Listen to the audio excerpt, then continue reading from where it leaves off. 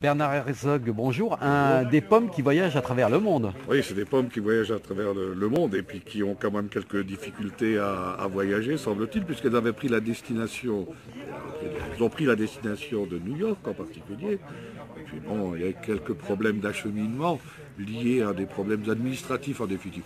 L'essentiel, c'est qu'elles soient parvenues à bon port et que finalement les gens à qui elles sont destinées, à l'occasion de l'Assemblée générale de l'ONU, puissent effectivement avoir, on peut le dire, une belle production mosellane et apprendre peut-être à connaître la Moselle, qui est un tout petit coin dans le monde, n'est-ce pas, mais qui progressivement essaie de changer son image de marque par le biais justement d'opérations comme celle-ci.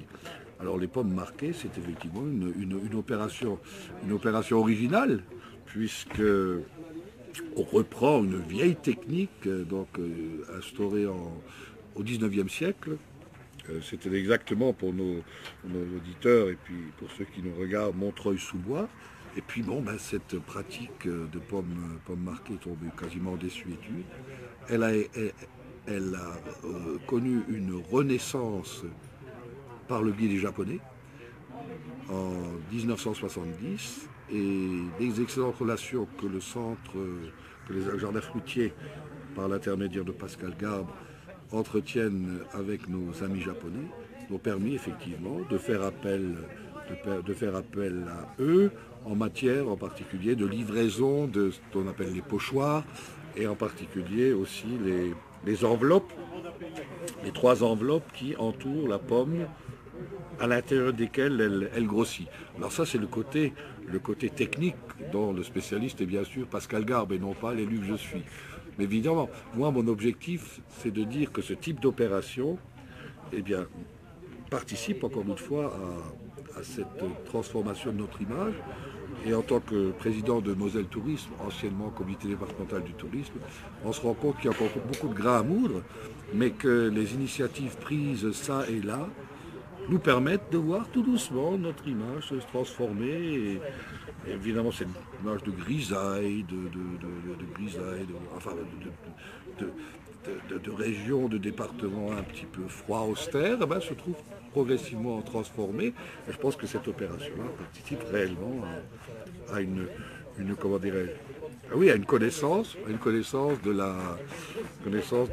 la Moselle, finalement, et de ses atouts. Parce que je pense qu'il y aura d'autres opérations, peut-être pas tout aussi originales que celle-ci, mais qui nous permettront de nous faire connaître. Ça me paraît tout à fait important. Le tourisme, certes, mais le tourisme, ça doit être aussi, et ça c'est notre gros souci maintenant, ça doit être aussi l'économie. Nous avons effectivement encore beaucoup de choses à faire en sorte de telle façon que nos concitoyens, d'abord, s'approprient leur département, ce qu'ils ne savent pas toujours faire, sachant qu'il a des atouts, et puis finalement, à travers ces opérations menées, qu'on puisse ça et là créer des emplois. C'est le but effectivement de recherché par tout élu responsable.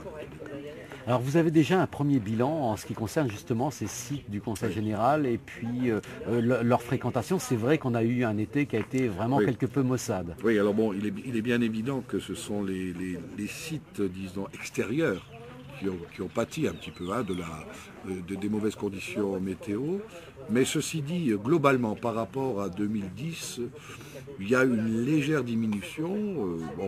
La Connexie ne devrait pas avoir un nombre de visiteurs, un nombre égal à celui de l'année dernière, à peu de choses près. On a des sites, alors les sites fermés, par exemple, comme la maison Robert Schuman, a vu une progression de 15%, tout à fait intéressant.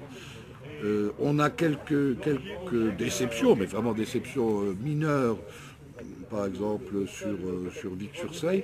Mais c'est vrai que Vic-sur-Seille a été promu à plusieurs reprises par des expositions spectaculaires. On pense à Gallet, qui a attiré évidemment de moi. Et ça, on ne peut pas le renouveler tous les ans. En revanche, on a eu une excellente saison à Malbrouck avec l'exposition Douaneau, qui a été un succès extraordinaire, qui a largement dépassé les pronostics, si vous voulez, ce qu'on pouvait imaginer.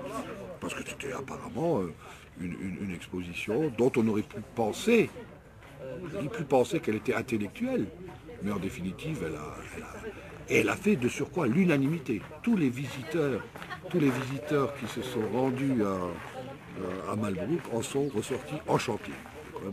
Alors ça veut dire aussi que nos sites doivent être, doivent être animés.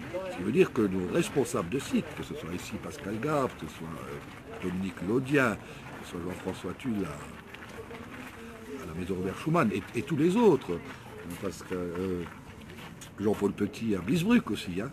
Donc tous ces sites doivent être animés constamment, et nos responsables font preuve de beaucoup d'imagination. Je pense que les pommes marquées sont effectivement le symbole de l'imagination dont il faut faire preuve pour attirer le visiteur. Alors il y a un dernier bébé qui va sortir de terre pour le conseil général en ce qui concerne le musée. Oui, oui. Alors ça prend forme? Oui, ça prend forme. On en est effectivement actuellement. Donc, je pense que la première pierre devrait être posée d'ici quelques mois. Oui, non, tout est bien en route. Tout est bien en route.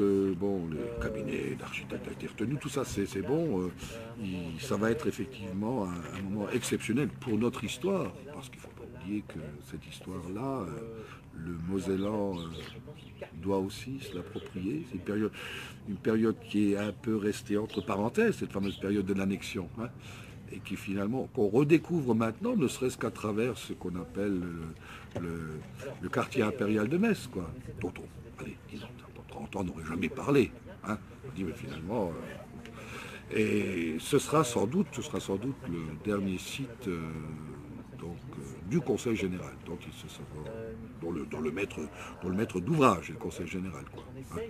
Compte tenu que, je pense que la vocation d'un conseil général, depuis que le tourisme fait partie de ses compétences, effectivement, et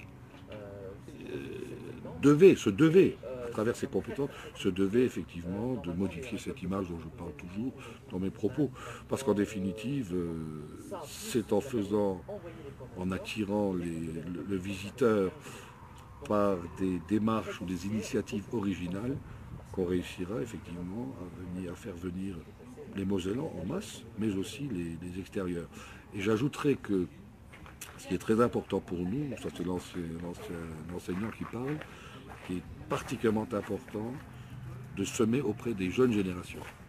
Parce qu'en définitive, on se rend compte que nos visiteurs sont souvent des jeunes enfants qui attirent, ou qui traînent, entre guillemets, hein, qui traînent leurs parents, voire leurs grands-parents. Et je pense que si nous voulons que les sites continuent de vivre, il sera important de continuer de faire du didactique finalement à destination des plus jeunes. Alors ce musée de Gravelotte sur cette guerre va ouvrir quand? Théoriquement, si les entreprises s'enchaînent comme elles le devraient, on peut espérer une ouverture au deuxième semestre 2013. C'est une grosse opération, hein, bien évidemment. Mais tout est prêt maintenant pour que ça fait quand même déjà presque une dizaine d'années hein, qu'on travaille sur le projet. Dossier, hein. Bon, je pense que la concrétisation, effectivement, se dessine maintenant. Et puis, on n'est plus seulement au stade des études, mais on est effectivement au stade de la réalisation progressive. Ouais. Et je pense très honnêtement que les Mosellans seront fiers de cette réalisation, parce qu'elle concerne leur histoire directe.